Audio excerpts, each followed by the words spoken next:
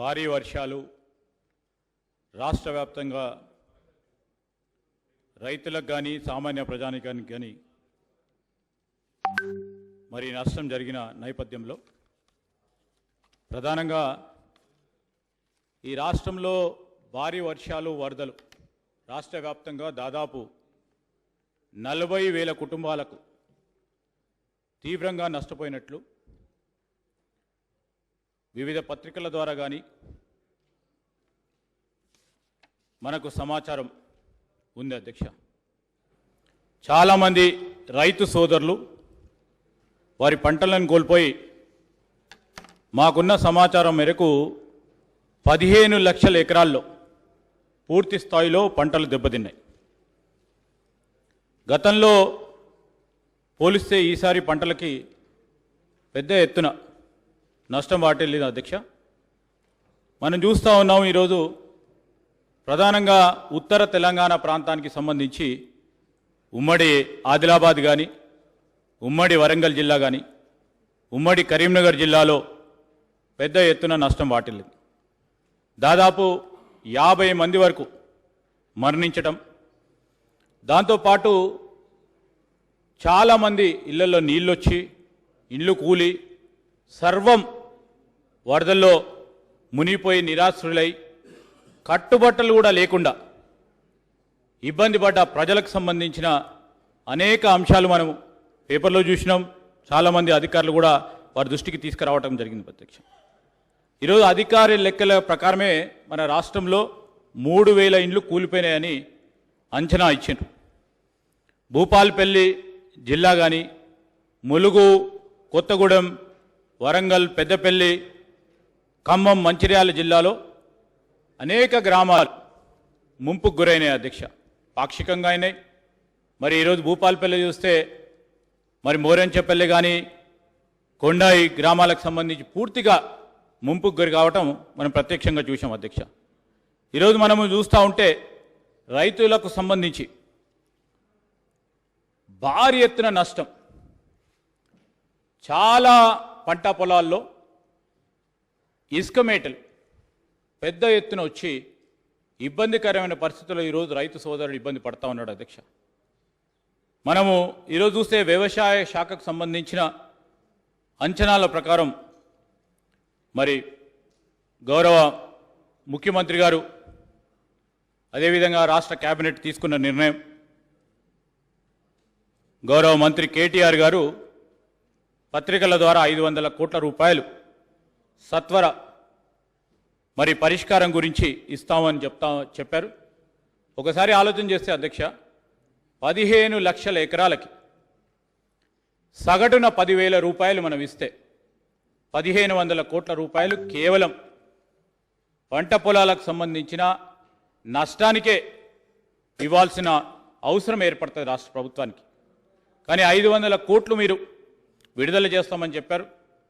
మరి దాన్ని మరొకసారి పరిశీలన చేయాల్సిందిగా, ఎందుకంటే 500 crores అనే సంబంధించి ఈరోజు కేవలం ఉదాహరణ తీసుకుంటే 15 లక్షల ఎకరాలకు సంబంధించి కానీ రోడ్లు, ఇటు పంచాయతీరాజ్ కానీ అటు ఆర్ఎన్బి కానీ ఇప్పటివరకే అంచనా వేసేది ఉండే పూర్తి స్థాయిలో సార్. వారం రోజులు అవుతా ఉంది, వెయిట్ చేస్తూ ఉన్నారు. ఇమీడియట్ రిలీఫ్ ప్రకటించకుంటే అక్కడ ప్రజలందరూ కూడా ప్రభుత్వం ఏదన్నా చేయాలి, చేస్తుందేమో అని వెయిట్ చేస్తూ ఉన్న తరుణంలో కొన్ని సందర్భాల్లో ఇండివిజువల్స్ చేశారు. ఆ ప్రాంతానికి సంబంధించిన ప్రత్యేకంగా ఉన్న అక్కడ ప్రతినిధులు చేసి ఉంటారు కావచ్చు, కానీ ప్రభుత్వం నుంచి సహకారం అందలేదు.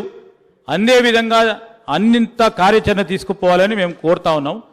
మరి మున్సిపల్ ప్రాంతానికి వచ్చే వరకు కూడా గ్రేటర్ హైదరాబాద్కు సంబంధించి కూడా ఎస్ఎన్డిపికి సంబంధించిన కొన్ని అంశాలు మీరు చెప్పడం జరిగింది. వెంటనే మరి ఆ కార్యాచరణ తీసుకొని చేయాల్సిందిగా నేను ప్రభుత్వాన్ని, గౌరవ మంత్రి గారిని కోరుతూ, రెండో అంశం అధ్యక్ష, వారు 2009 నుంచి 14 వరకు చేసిన లెక్కల్లో ఇన్పుట్ సబ్సిడీకి విషయానికి వస్తే మొత్తం పూర్తి స్థాయిలో ఇప్పుడు కూడా రైతులలో పోయి అనుకోండి, ఇన్పుట్ సబ్సిడీ ఇచ్చి తీరడం ఆఖరి 2 సంవత్సరాలకు వచ్చే వరకు మేము కేంద్ర ప్రభుత్వానికి పంపించింది తిరిగి వచ్చే క్రమంలో మీరు ప్రభుత్వంలోకి వచ్చారు కనుక మీకు ఆ అవకాశం దొరికిందని మనవి చేస్తూ వాళ్ళే ఏదో ఇచ్చినట్టు చెప్తా ఉన్నది సత్యదూరమైన మాట అధ్యక్ష. విజ్ఞప్తి ఏంటంటే సార్, వారు ఇప్పుడే అన్నారు, సింగరేణికి కేంద్ర ప్రభుత్వం ఇచ్చిన 4-5 మైన్స్ ఏవైతున్నాయో వాటిని ప్రైవేటు వ్యక్తులకు కాకుండా వాటిని సింగరేణి ద్వారా మైనింగ్ చేయించాలి, సింగరేణి ద్వారా జరిపించాలి అన్న మాట వారు మాట్లాడినారు సార్. అధ్యక్ష, నేను ఒకటే వారు ఈరోజు భారతీయ జనతా పార్టీలో ఉన్నారు, వారి పార్టీ కేంద్ర ప్రభుత్వాన్ని నడుపుతున్నది కాబట్టి వారు మాట్లాడే ప్రతి మాట దయచేసి సంయమనంతో ఆలోచించి 1-2 సార్లు కేంద్ర ప్రభుత్వం యొక్క విధానం ఏంది, కేంద్ర ప్రభుత్వం ఏం చేస్తున్నది, బొగ్గు గనుల విషయంలో ఏం చేస్తున్నది, ప్రైవేట్ వ్యక్తుల విషయంలో ఏం చేస్తున్నది, ఇంపోర్టెడ్ కోల్ విషయంలో ఏం చేస్తున్నది వారు అవగాహన ఉందని నేను అనుకుంటా ఉన్నాను. లేకపోతే నేను ఒకసారి చెప్పే ప్రయత్నం చేస్తాను. అధ్యక్ష, మా ముఖ్యమంత్రి గారు చాలా సూటిగా స్పష్టంగా అడిగినారు అధ్యక్ష కేంద్ర ప్రభుత్వాన్ని. ప్రధానమంత్రి గారు ఇక్కడికి వచ్చే ఒక రోజు ముందు డైరెక్ట్గా యశ్వంత్ సిన్హా గారు ఆనాడు రాష్ట్రపతి అభ్యర్థిగా ఇక్కడికి వస్తే మొత్తం మా శాసనసభ్యుల సమావేశం పెట్టి, గౌరవ ఓటర్ల సమావేశం పెట్టి సూటిగా కేంద్ర ప్రభుత్వాన్ని అడిగినారు. ఈరోజు కేంద్ర ప్రభుత్వం ఉత్తరాలు రాసింది అధ్యక్ష, రాష్ట్ర ప్రభుత్వాలకు, రాష్ట్ర ప్రభుత్వంలో ఉండే డిస్కాంలకు ఉత్తరాలు రాసింది. దేశీయ బొగ్గును కొనవద్దు, ఇక్కడ దేశీయ బొగ్గు 25% ఖర్చు అయితే మాత్రం కూడా దాన్ని పక్కన పెట్టి విదేశాల నుండి ఖచ్చితంగా బొగ్గు తీసుకోవాలి, మీరు ఇంపోర్ట్ చేసుకోవాలి, దిగుమతి చేసుకోవాలి, 4 రెట్లు విలువైన బొగ్గును దిగుమతి చేసుకోవాలని ఎవరి కోసం, ఎవరి ప్రయోజనం కోసం చేసింది వారు చెప్పాలి. ఒకటి.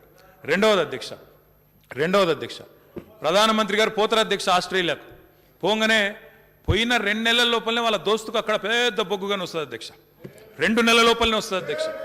ఇండోనేషియాకు పోతారు అధ్యక్ష ప్రధానమంత్రి గారు. 1 నెల లోపల తెల్లారి వాళ్ళ దోస్తు పోతారు అధ్యక్ష, వెనక్కి వారికి బొగ్గు గనులు వస్తాయి.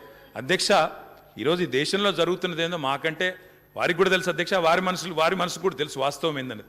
ఒక వ్యక్తి అధ్యక్ష, we are industry friendly state, we are not one industrialist friendly state, friendly government like them. ఒకరి కోసమే పనిచేసి తమ దోస్తుల కోసం పనిచేసే ప్రభుత్వం ఇక్కడ లేదు అధ్యక్ష. వారు బొగ్గు గని కార్మికుల గురించి ఇంత ఆవేదనగా చెప్పినారు. చెప్పమనండి అధ్యక్ష. కోల్ ఇండియాలో వారి ఆధీనంలో పనిచేసే కోల్ ఇండియా కంటే ఈరోజు సింగరేణి మెరుగైన ఫలితాలు సాధిస్తున్నమాట వాస్తవం కాదా? సింగరేణి ఆధ్వర్యంలో పనిచేస్తున్న జెన్కో, అదేవిధంగా అక్కడ ఉన్న బొగ్గు ఉత్పత్తి కేంద్రాలు 91.6% PLFతో భారతదేశంలోనే ప్రైవేట్ విద్యుత్ కేంద్రాల కంటే, ప్రభుత్వ రంగ విద్యుత్ కేంద్రాల కంటే, కోల్ ఇండియా దగ్గర ఉండే సంస్థల కంటే అత్యధిక PLF సాధిస్తూ కేంద్ర ప్రభుత్వ అవార్డు వరుసగా 6 సార్లు సాధించిన మాట వాస్తవం కాదా? ఈరోజు కొంతమందికి వారు వత్తాసు పలుకుతుండొచ్చు, వారి ప్రభుత్వాలు వత్తాసు పలుకుతుండొచ్చు, కొంతమందిని వారు పల్లకి మోస్తుండొచ్చు, పెద్దవాళ్ళని చేస్తుండొచ్చు. ప్రపంచంలో ఒక వ్యక్తి కుబేరుడైతే దేశమంతా బాగుపడ్డదని వాళ్ళు అనుకోవచ్చు అధ్యక్ష. మేమట్లా అనుకుంటలేం. కాబట్టే సింగరేణి విషయంలో ఏమేం చేసినామో సావధానంగా మంత్రి గారు చెప్తారు, ఎనర్జీ మినిస్టర్ గారు. కానీ మీ హృదయానికి కూడా తెలుసు, మీ మనసుకు కూడా తెలుసు ఏం జరుగుతున్నది ఈ దేశంలో. ఎవరి వల్ల, ఎవరి ఒత్తిడి వల్ల అవసరం లేకపోయినా బొగ్గు దిగుమతి చేసుకోవాలని కేంద్ర ప్రభుత్వం ఆదేశాలు ఇస్తున్నది. ఇవన్నీ దయచేసి జాగ్రత్తగా ఆలోచించి మాట్లాడండి. మీరు ఈరోజు సర్వస్వతంత్రమైన శక్తి కాదు. మీరు ఒక పార్టీలో ఉన్నారు. ఆ పార్టీ యొక్క విధానం ఏంది, ఆ పార్టీ విధానంలో ఉన్న లోపాలేంది, లొసుగులేంది, ఎవరి కోసం పనిచేస్తుంది, ఇవన్నీ కూడా మీరు ఆలోచించి సంయమనంతో మాట్లాడాలి. ఎందుకంటే మీరు ఒక్కరు మాట్లాడితే ఇక్కడ సింగరేణి నుంచి ప్రాతినిధ్యం వహిస్తున్న 13 మంది శాసనసభ్యులు ఉన్నారు. వాళ్ళు ఒక్కొక్కరు పుంకాలుగా చెప్పే శక్తి సామర్థ్యం వాళ్ళకు ఉన్నది. మేము ఒక్కటే అడుగుతా ఉన్నా రాజేందర్ గారిని చివరిగా. అధ్యక్ష, వారు అంటున్నారు ప్రైవేటైజేషన్ చేసే ఆలోచన మాకు లేదు.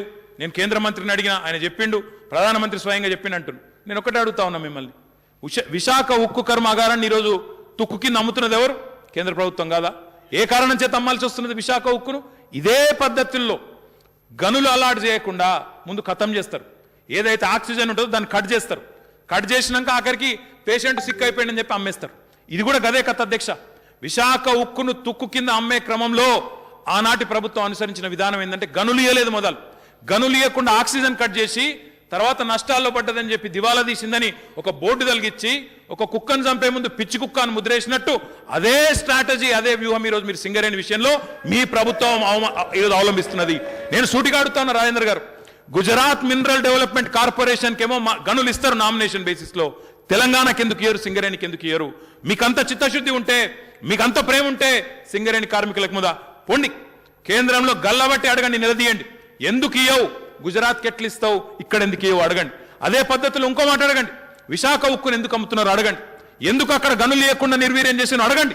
అంతేగాని ఇక్కడనేమో ప్రేమ కురిపిస్తూ కేంద్రంలో చేతల్లోనేమో ఇంకోరాగా చేస్తే మీ పార్టీని కానీ, మీ నాయకులను కానీ, మీ నాయకత్వాన్ని కానీ తెలంగాణ ప్రజలు, ముఖ్యంగా సింగరేణి కార్మికులు ఎట్టి పరిస్థితుల్లో ఆమోదించరు, ఎట్టి పరిస్థితుల్లో అంగీకరించరనే మాట కూడా నేను వారికి గుర్తు చేస్తా ఉన్నా అధ్యక్ష.